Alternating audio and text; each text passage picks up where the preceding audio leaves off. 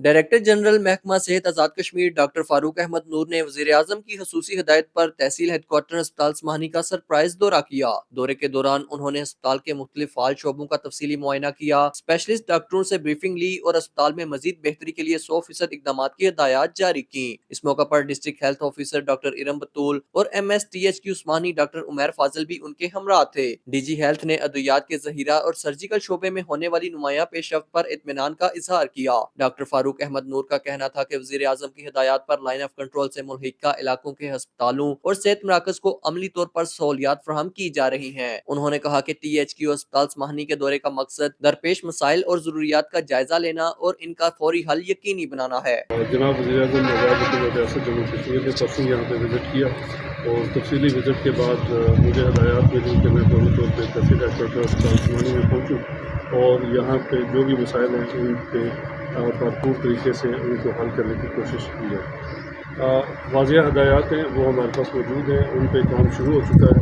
लेकिन आके देखने का मकसद ये था कि और ज़्यादा बिलीफ के साथ जो हम इस पर अपनी डिमांड्स बनाएं, जो हम अपने इश्यूज जो हैं हाईलाइट करें, उनके पीछे एक रैशनल जो है वो मौजूद है। DG हेल्थ ने यकीन दहानी करवाई कि आइंदा चंद हफ्तों में अस्पताल के तमाम शोबों को मुकम्मल तौर पर फाल कर दिया जाएगा। Kamran Khan, JK news, स्माहनी।